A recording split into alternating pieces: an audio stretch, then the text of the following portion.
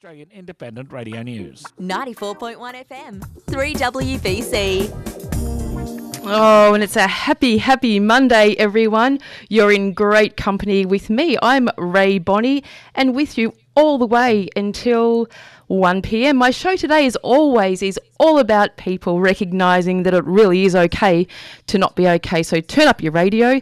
The time is just 6 minutes past 12. Thanks, Steve-O, for your great box of chocolates. Seems to get a bigger selection time and time again. But today, the 10th day of July here in Melbourne, Australia, but in Edmonton, Canada, it's still Sunday the 9th, somewhere about 8 p.m, I think. In fact, my guest today is joining me via Skype all the way from Edmonton in Canada.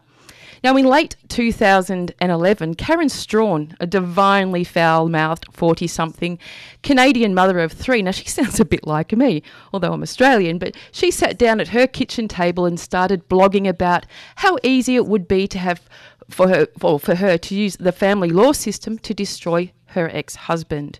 She was astonished at how law and social institutions were stacked against men, and she began ruminating about the sexes, hearing from feminists that femaleness has always been undervalued. But her experience is that of the exact opposite. If it comes down to a man and a woman in a burning building, she said, and you can only save one, the expectation is that you choose the woman every single time. So honestly, whose humanity are we placing above whose? But almost 7 years on, Karen, famous or infamous for being a controversial gender politics informer and men's rights activate. Well, there you go. Because of her raw, disruptive and, in my view, a decidedly refreshing perspective of many people. They slag her off without even really listening to what she has to say, and perhaps through fear of having an original thought, it's safer to mindlessly consume mainstream crap, yes, I said crap, and popular politics that requires very little exercise of one's brain matter. What's also very cool about Karen is that she's an incredibly interesting gender theorist and historian. Karen, are you on the line? I am. Can you hear me? Yes, you're on. See, there you go, people. I've managed to get Skype working. Welcome to the show, Karen. Oh, thank you so much for having me, and thank you for the good introduction. It's actually quite, it's nice to hear the whole thing, so I don't have to rehash it all at some point. Do you ever hear what you've been up to and think, wow, I'm exhausted just hearing about it? Well, I get asked so often what got you interested in this, and so it's sort of like the whole story. It's that story that I feel like a grandparent who tells the same story over and over again, but not because I want to. It's just because people keep asking. So, but it's nice to have a bit of that background presented by somebody else for a change. Thanks very much for that. Absolute pleasure. So we can get to some more very interesting things. And, like you, I get up for this stuff every single day. And in fact, this morning I presented to about 50 blue-collar men in the construction industry, and I've already had a couple of emails through wanting to connect a bit more personal. I used one of your slides as well, so that went down really well. Excellent. Excellent. Because it's blue-collar men. I think they're in a tough spot right now, and I think they're starting to realize it. And so it's nice to have somebody, and they are really willing to reach out if they feel like they're not going to be judged. That's right. If you create that environment of safety that's authentic, and we're not pushing men around, come on, man, you've got to speak and you've got to have a bit of a cry. It's not about that. It's just, the basic human right of dignity that I don't think, I think this has been happening forever. I don't think this is a new thing about, repressing men's, the way men are feeling. But they're just, like here in Australia especially, they really are quashed. And we met recently at the International Conference for Men's Issues at the Gold Coast, and so there were men from all over the world, which was quite interesting. So what was your take on Australia? Oh, on Australia? Yeah. I'm so used to brewed coffee, it was kind of a nightmare for me. Everything's espresso based, but I managed to survive. It was, cigarettes were $28 a pack. That was a bit much. Well, that's one of Australia's great initiatives around, our healthcare system is if you rack up the prices, people will stop dying, simple as that. That's what that's what all my Danish relatives used to tell my dad, about the Canadians and all the regulations around smoking, is next thing you know, Canada's going to make it illegal to die. And yeah, so I don't know. It's just I'm a dirty, filthy, nasty smoker, and I'm unapologetic about it, as I am about most things. As you are. I know when I interviewed you up at the Gold Coast with Jordan James, I said, no, keep your cigarette in the interview. There's nothing wrong with that, as long as you're saying what you need to say, and it's authentic. Well, just go for it. Well, honestly, I have had people say, you lit up a cigarette during an interview on a radio podcast. I've gone on Stephen Crowder's show in the U.S. or Gavin McGuinness's show here in Canada. Well, he does one show in Canada and one show in the U.S. and I'll light up, and people are like, you lit up a smoke in a professional setting? And I'm like, yeah, yes. Why wouldn't I? So professional with all the props. Now, I only became familiar with your work early this year when Bettina Arndt phoned me and asked me for my help getting The Red Pill, which is the Cassie J documentary, screened here in Australia, which we had all sorts of trouble around it, and we'll discuss that in our media later on in the show. But I remember sitting in bed, I'm an insomniac, it was about 4 o'clock in the morning, and I was Googling about, and I saw you on the movie and went, wow, now there's somebody that I really like, somebody who's not full of SH12, who says it as it is, and loved your style, but also loved that, your advocacy is not about you, and so many people do position themselves with their own issues and pretend it's advocacy, but yours really comes from the heart of truth and real information and uncovering lots of information that people perhaps would not have considered. Yeah, actually, and I have described it because I'm motivated in several different ways to do this. I'm motivated by the fact that I have 2 sons and I want them to have a fair shake in life. I'm motivated by the fact that I have a daughter, and I object to this sort of Greek chorus that surrounds her whenever she leaves the house, telling her she's not responsible for any of her actions. She could just blame it on the nearest accessible man, point to the nearest man and say it was his fault, and you'll, be let off the hook. I object to how my current man was treated in his prior relationship. I object to how I could have treated my ex during our divorce. And on top of that, there is a bit of that, and it seems really petty, but there is a bit of that kind of someone is wrong on the internet thing going on in what motivates me. This sort of, I can't reconcile the idea that we believe so many false things. And when people say things that are just absolutely, completely wrong, I get this, it's like a stiffness in my spine, and I just want to correct them and everybody else, right? Adrenaline. So, well, and it seems so ridiculous, right? But then when I look at that and I think, well, that's an additional motivator there. And as long as I'm sticking with the truth, and as long as I'm confining myself to things that really matter, then it's not time wasted. Because, so many of these things really do matter. Getting it wrong really does cause problems in terms of public policy and legislation and all of those things. So, which in fact affects everybody. And if we take away the gender piece and it's about everybody, then I think that's when it becomes, very, very obvious that by sort of segregating the genders, it's just causing so much more vulnerability for everybody. Well, I think the biggest mistake was to define men and women as sort of team man versus team women. I don't think society's ever operated that way. I don't think any society operates in that way. I think that even societies where we see and cultures where we see huge human rights violations against women, we tend to see very similar human rights violations against men.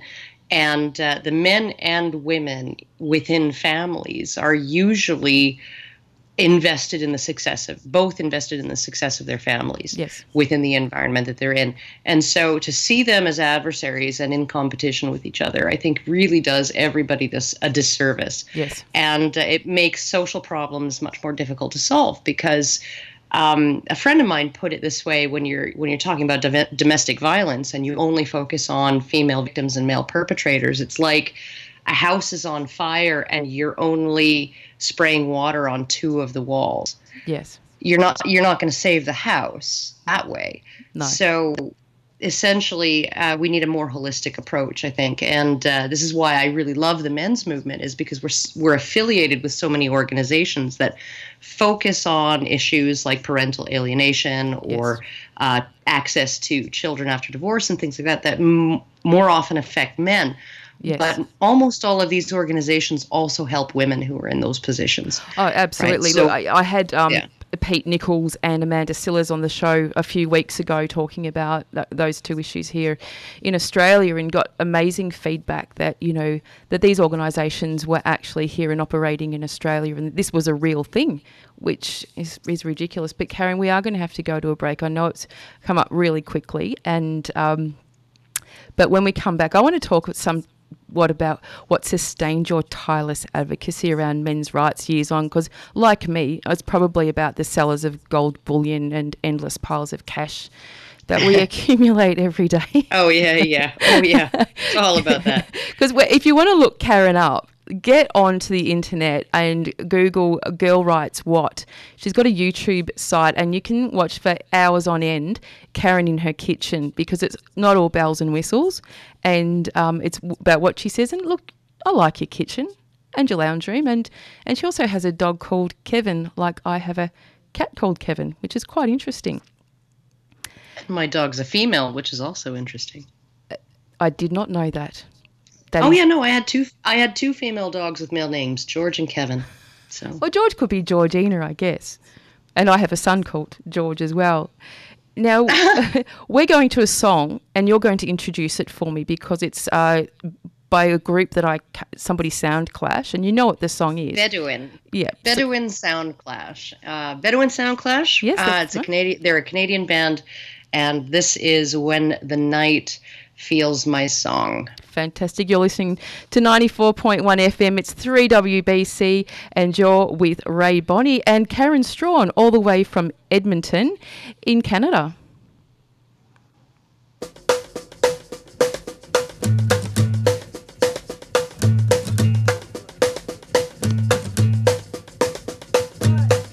I'm on the rocky road, heading down off the mountain slope.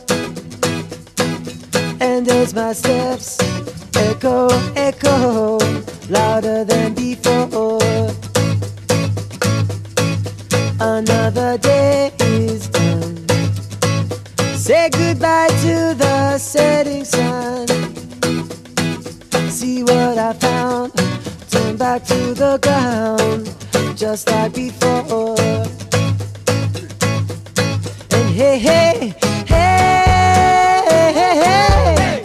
beautiful day.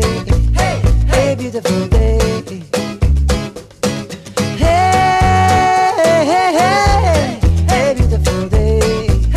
Hey, beautiful day. When the night feels my soul, I'll be home. I'll be home. Into the undergrowth, twist and turn on a lonely road. In the twilight, the day turns to night, and I'm alone. And when the light has left, I'm not sure of my every step. Follow the wind that pushes me west, back to my bed. And hey, hey, hey, hey, beautiful day. Hey, beautiful day. Hey, hey, beautiful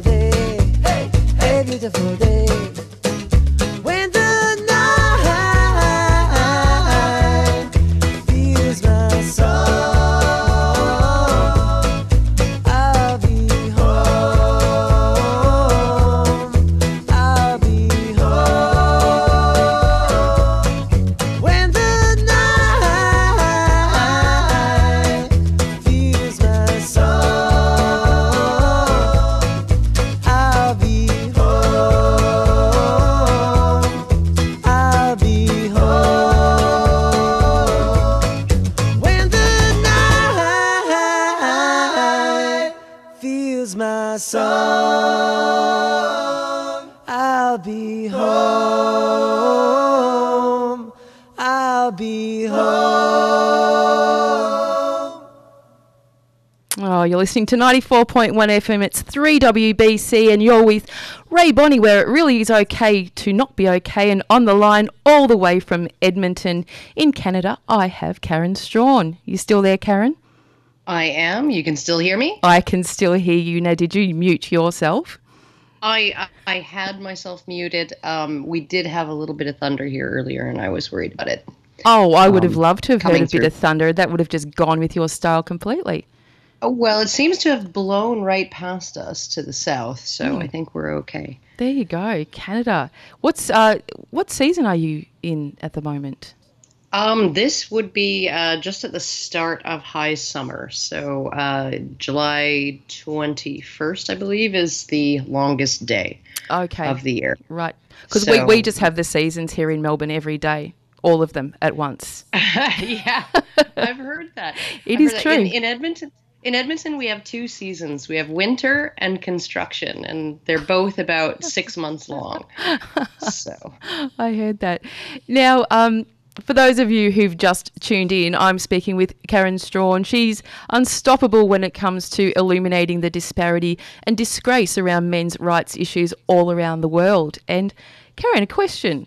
What did your mum and your family, for that matter, think about your rather unconventional occupation? I think they were a little dubious at first, but, the more I would tell them things, the more they'd say to me, yeah, you're right. I've seen that. Yeah, no, you're right.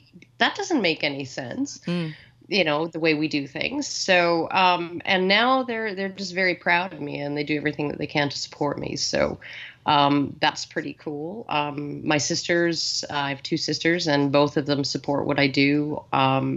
My bosses have been very supportive. When I was still working a day job, one of my bosses would go out of her way to make sure I could take time off to go to events and stuff like that. Yeah.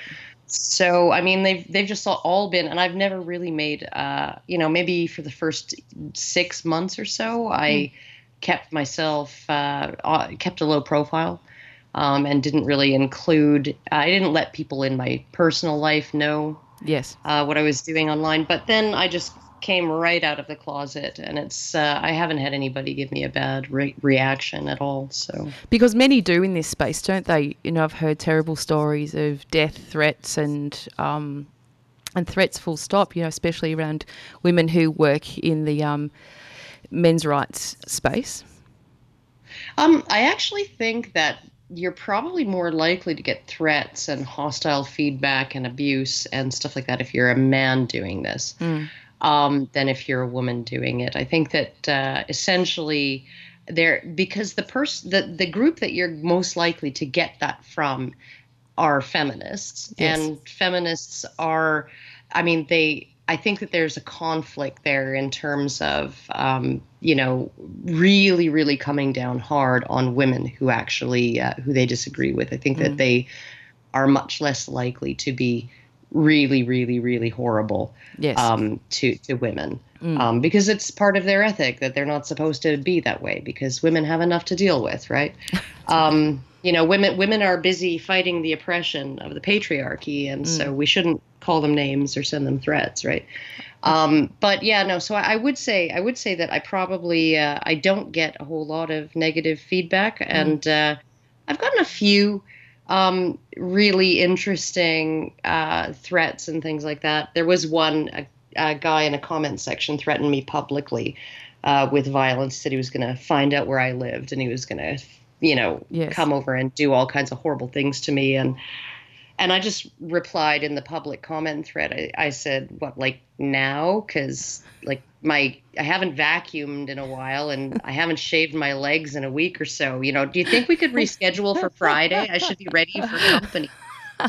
Did you get a response? And then he came back and he said, what kind of woman are you? And I just said, the kind who thinks you're probably not going to drop everything and find out where I live, right? Like, and come here, over here. Like, I honestly don't think you're going to do that. I mean, it's possible, just like, it's possible the death rays from Mars could strike me dead sitting on my sofa. Yes. But I don't think so. But speaking Right. about sort of venomous comments or even actions, did you come across any of our wildlife while you were here in Australia that you were a bit frightened of? Are you talking about drop bears? Because I heard there's an Australian sitting in every tree with a drop bear ready to drop them on unsuspecting tourists. This is what I heard from a German friend of mine. No, well, they're koalas for a start, and they are vicious little things, but you don't want to get too close. But they're very cute.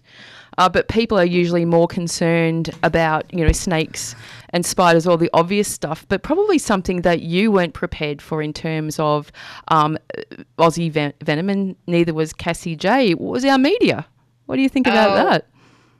I was prepared. I was prepared for it, and I actually got refreshingly little of it. But then I'm an old hat at this, and giving 45-minute long interviews that get condensed down to a sentence fragment to prove something that I never said in an article or whatever. Right? I'm used to the hit pieces and stuff like that.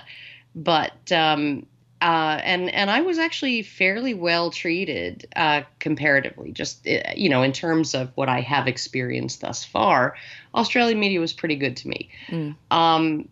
Cassie, on the other hand, Cassie J. Yes. Oh, she just got raked over the coals. I was just absolutely astounded at how hostile the media was toward her, and she actually really handled herself well. That moment when she asked who was it, Andrew O'Keefe and his co-host, did you actually watch the movie? Yes. Right? And then they were like, well, no, we couldn't because you didn't send it. Well, she's like, I did send it. And then they were like, we last night. She says, well, you could have got it on Google Play or Amazon or Hulu or whatever, right? And then they're like, that's neither here nor there. Well, it kind of is. Why did you ask Paul Elam to answer for this? And she says, yeah, I did. And then and did you put it in the? And she's like, yeah, I did put it in the movie. Right? Yes. It's just, if you'd watched it.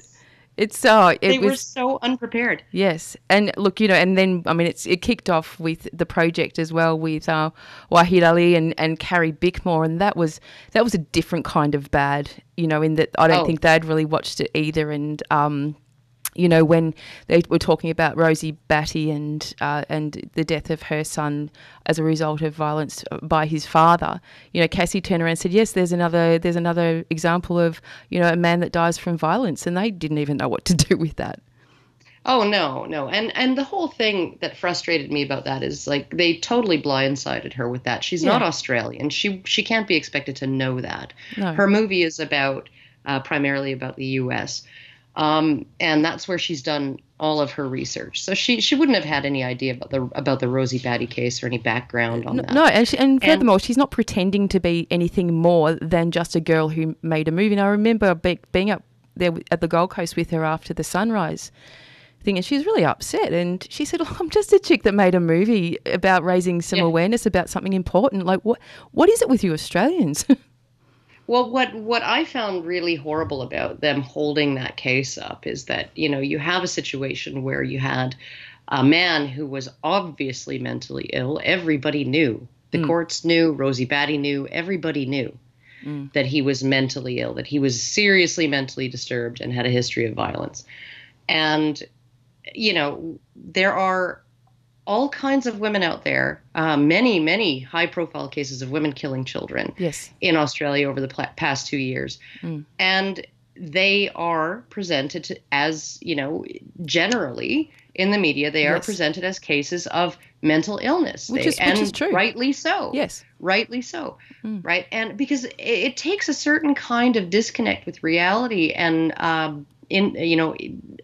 traveling through into a psychosis or a psychotic state to murder your own child, right?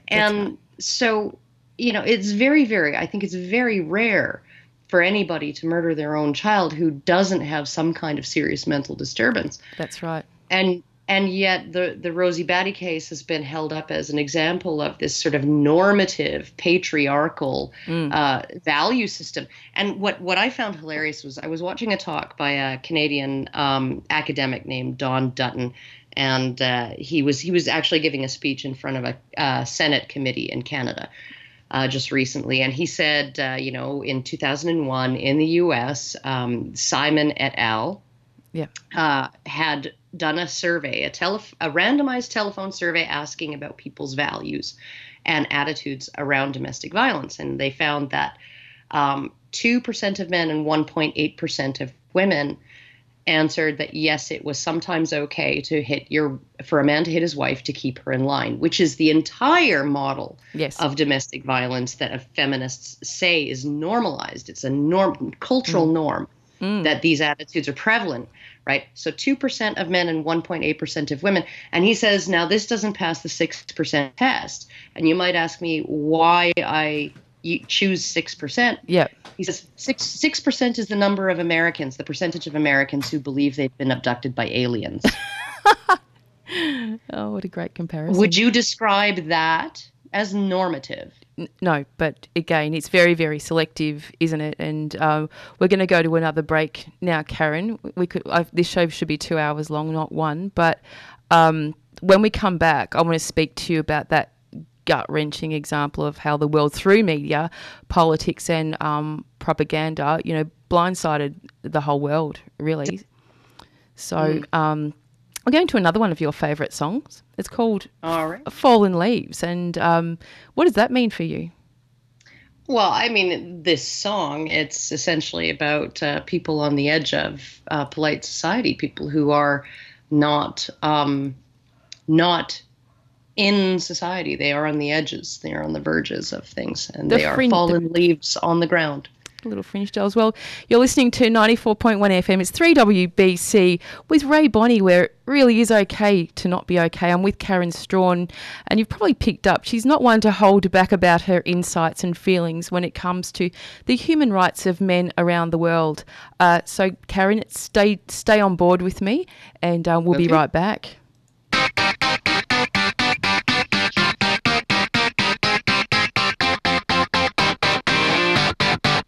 Little town, they were lost and never found. Fallen leaves, fallen leaves, fallen leaves on the ground.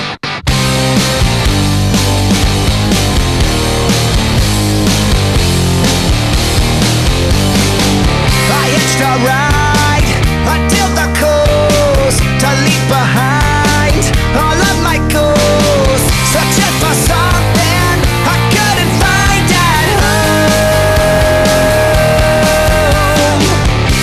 No job, can you spare a dime? Just one more hit, and I'll be fine. I swear to God, this'll be my one last time. In a crooked little town, they were lost and never found. Fallen leaves, fallen leaves, fallen leaves on the ground.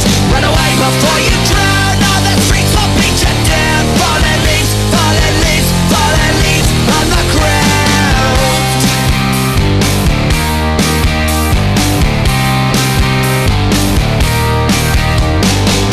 When it gets dark in Pigeon Park, voice in my head will soon be fed by the vultures that circle around the dead. In a crooked little town, they were lost and never found. Fallen leaves, fallen leaves, fallen leaves on the ground. Run away before you drown, all the streets will beat you down. Fallen leaves, fallen leaves, fallen leaves on the ground.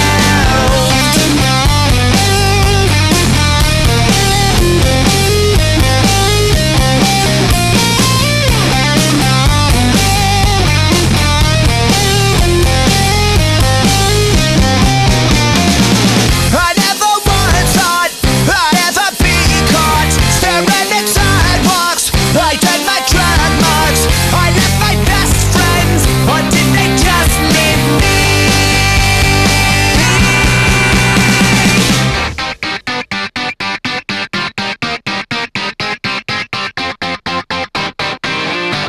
In a crooked little town, they were lost and never found. Fallen leaves, fallen leaves, fallen leaves on the ground. In a crooked little town, they were lost and never found. Fallen leaves, fallen leaves, fallen leaves on the ground.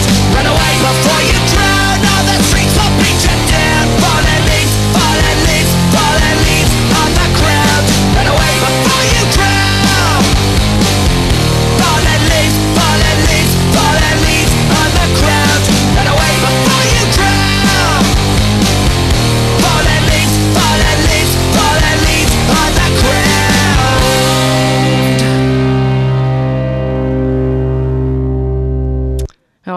have it. That was Fallen Leaves. And it was supposed to be Striptease, Karen, but couldn't get it, I'm afraid. You couldn't get it? Oh, no. No, I think Oh, I think well. Australia said no. Oh, okay, yeah, no, it's a bit of a risque song, Hawksley That's Workman's right. Striptease, that Yeah. we were gonna play at the end, but I think you chose a different song by him, so That's right. Or I think by Australia them. also said no to that as well. So we're highly regulated here, as you know.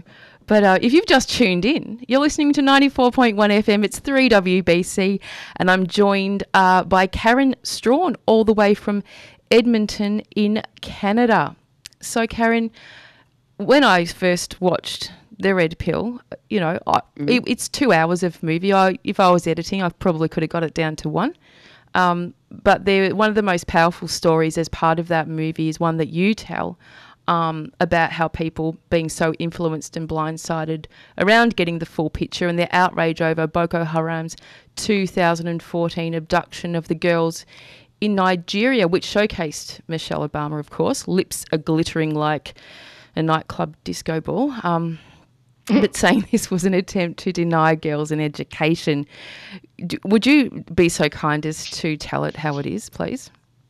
Okay, well, I mean, the way I told it in the movie, and this is the information that I had at the time, was that leading up to the attacks for about a year, 6 months to a year, Boko Haram had been targeting schools, and they had been separating the girls and the boys and letting the girls go and then killing all of the boys. In fact, in the previous attack, they had simply left. There were 4 dormitories with boys and 1 with girls, and they had just simply left the girls' dormitory alone and burned all of the boys alive in the other 4 dormitories and killed all of the male teachers, of course. And then finally on that fateful day in 2014, and the media wasn't really reporting on any of this really, Yes. To any extent. And then on that one day, they kidnapped 200 or so girls from a boarding school, and everybody lost their minds. The UN, everybody. Just absolutely, the Western media went crazy, and then there was the hashtag campaign, and all of these celebrities, including Michelle Obama, framing it as misogyny and trying to deny girls an education. Well, the word Boko Haram actually means no Western education, or Western education is sin. So they're against anybody getting any kind of Western education, but it took the kidnapping of these girls to finally shine some light on this issue that had already killed thousands of men and boys. This particular group, they just traipsed across Nigeria, slaughtering men and boys as they went. And I just, after I filmed the interview, I did the interview for the Red Pill, I found an article somewhere essentially saying that, because some people were saying, well, the reason we focus on the girls is because they're still alive and there's hope of rescue.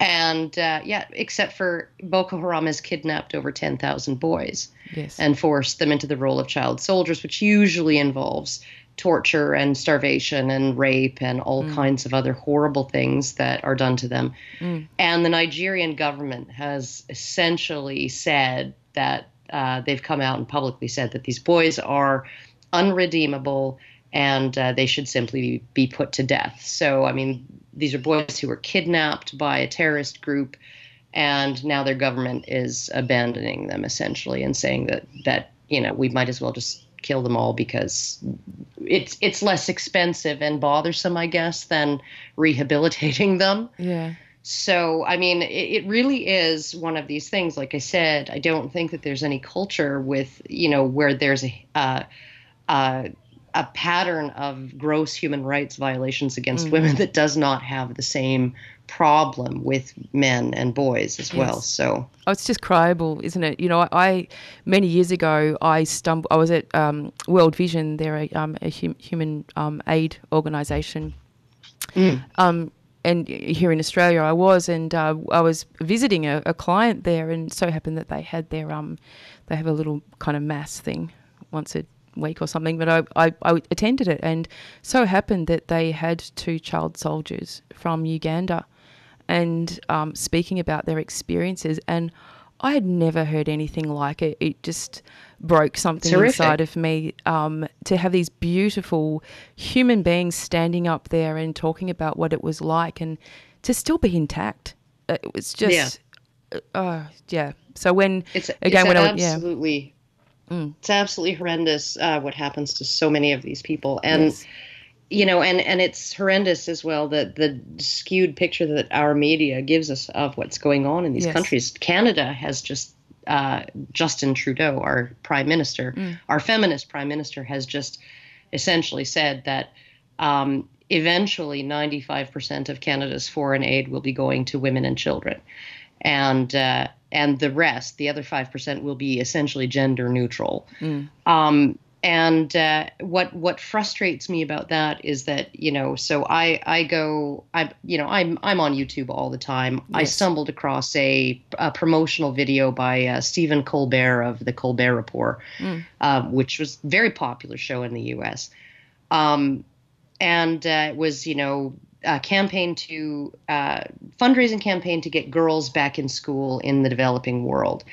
And the statistics they were giving were that 58 million girls of elementary school age were not in school globally. And they linked to a UNESCO report, but the UNESCO report that said that 31 million girls and 27 million boys were not in school. So they've doubled the number of girls and they've erased all these boys to turn it into a gendered issue. And it's just so sad because I see it over and over and over and over again.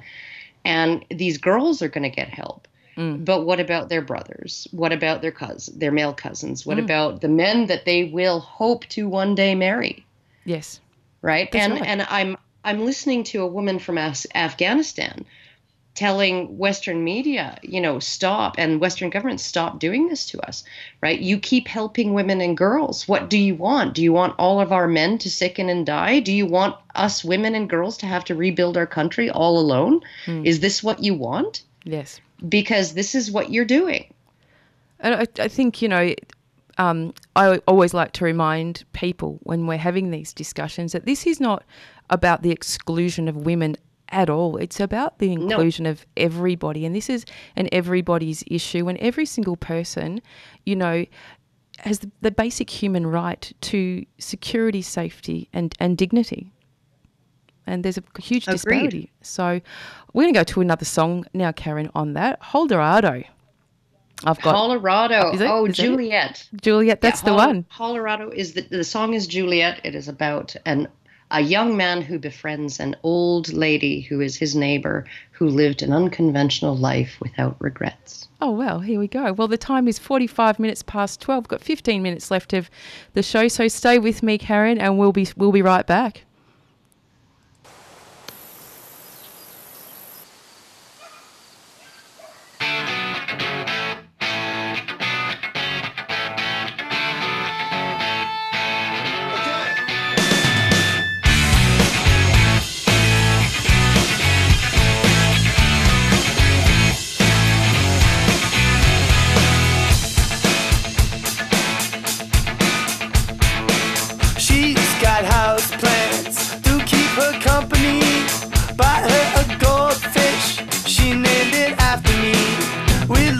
Photographs of lovers come and gone. I ask if it makes her sad. Says, son, you've got so much to learn. The love of life that you have kept, smiling on your dying bed. You got a grace about you, yeah. Smoking her last cigarette.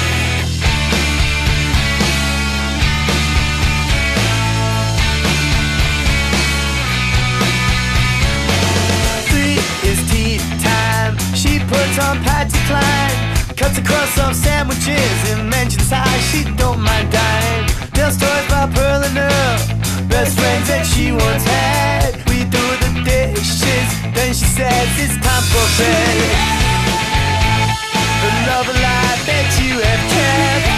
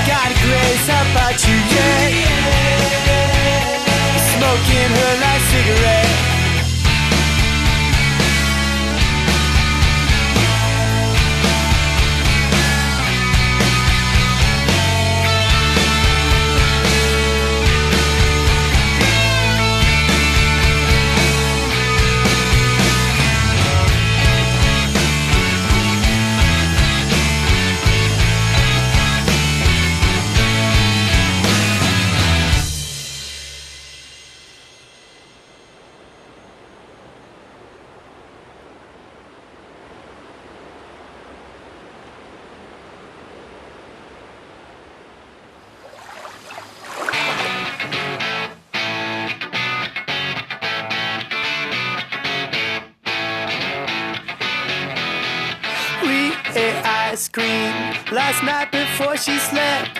No plans for breakfast except to read the note she left. Gray and white skies, that day was a blur for me. She made me promise not to cry, so here is a drink I drink to thee.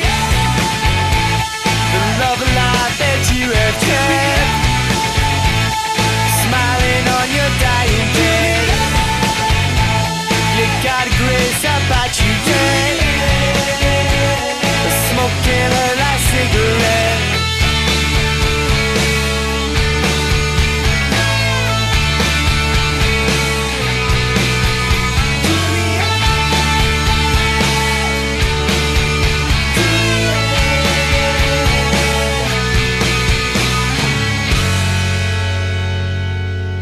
Oh, what a great song that is. If you've just tuned in, you're with Rae Bonney at 94.1 FM. It's 3WBC, and I am speaking with Karen Strawn all the way from Edmonton in Canada. Karen, what a great song. Yeah, no, it always kind of, every once in a while I get into one of those moods, and when I listen to it, it makes me cry, so. Well, I was noticing, because I can see the video piece as well, because I'm playing the video piece. They're rather hot, those boys. They are. They're very handsome young men. Yes, a little bit Jim Morrison, actually. A little bit, yeah.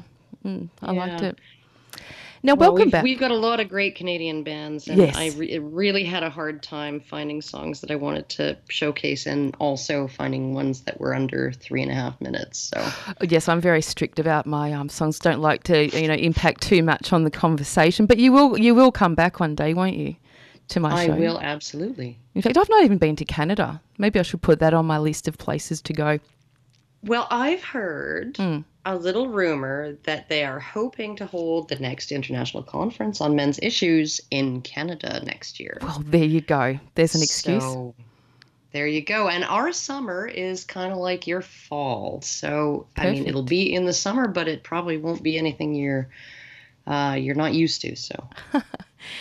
Now, we do have 10 minutes left of the show, and when I finish, we have the divine Ken Lyons. He comes on after me, and he has a show called Here's Health. And I don't know if Ken's got a guest on today, but Karen, Ken is one of those many, many, many amazing men that we have here in our world, and Ken has contributed so much in his almost 93 years. Can you believe it?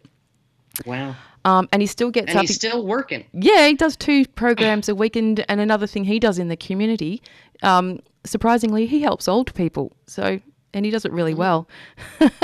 And he takes me on dates because no one else will date me. So Ken and I often go to the movies, or he took me to a beautiful winery for my birthday the other day. It was really cool. Awesome. So how do you feel, Karen? Because sometimes, I've got to really check myself when you hear another side of the story with women who are really, really genuinely being hurt and repressed by men. What's your immediate reaction? Well, my immediate reaction is always, that it depends on what capacity that they're telling me. If they're telling me a story for me to repeat it as if it is the truth to anybody, right? I'm skeptical in terms of repeating it, right? But if they're telling me just in confidence, of course I would. My first instinct is to believe them, have compassion for their experience, and all of those things. I mean, I think that that's just a natural response that yes. anybody would have.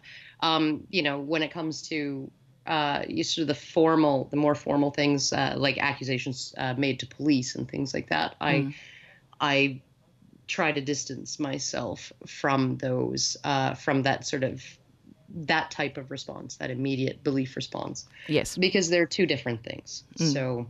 Yeah, it's interesting though, because it's undeniable that human beings do have the ability to be unconsciously biased, and it is a normal reaction for us, when things come on to our value and belief systems. But I know for myself, I'm constantly very aware of how I'm reacting and responding, to certain things, and making sure I keep very, very objective. How many times? Well, and I think. Go. I do want to say too. I think that everybody who tells an experience of a bad, a bad thing that happened to them or whatever, they are speaking from their perspective, right? And that's not the only perspective in which to. That's not the only perspective involved. If there's other people involved, there are other perspectives involved. Yes. And so I've always sort of been.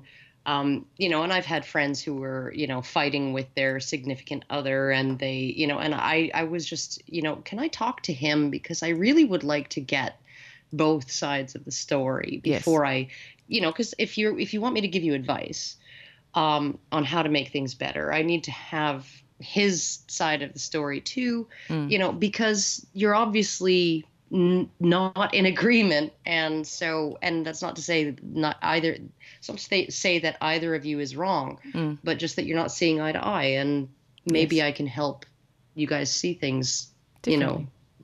Yeah. Well, in my experience, all intimate relationships are called intimate for a reason, and nobody knows what goes on between two people in their intimacy, and I think that's just another factor as well. Yeah, that we, we're not here to give opinions or judgment. It really is just to give another perspective that we're not seeing. And some of the things we've touched on today, especially around the media and their deliberate editing of information, and I say that really kindly, that those kinds of things really are a big impact on our basic human rights of being able to see and make our own views and decisions about where we go next with that.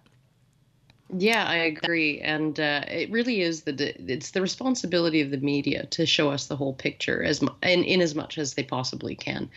And when it comes to some of these highly controversial and polarized topics, particularly, not just gender but race and other topics like that, they really don't want to.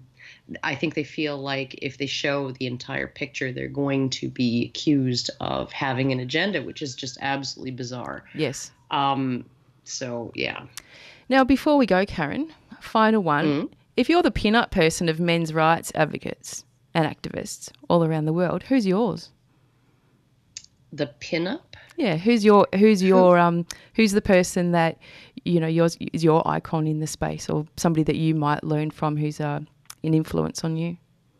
I don't necessarily have somebody favorite that I have learned from, but I do have a favorite who I admire very greatly, and that would actually be Paul Elam. And the reason why is because he has done such an incredible job of putting himself out in front to push the boundaries of conversation forward by saying some really outrageous things and taking the slings and the arrows and all of the blowback, and pushing and giving everybody else more room to be able to actually operate in more ideas. If people like Paul Elam went away, then Cassie J would become the new extreme edge of the men's movement. And I think that would be just absolutely atrocious. It would be a horrible, horrible thing. So I think... Well, it's not even her intention at all. So no, of course not. And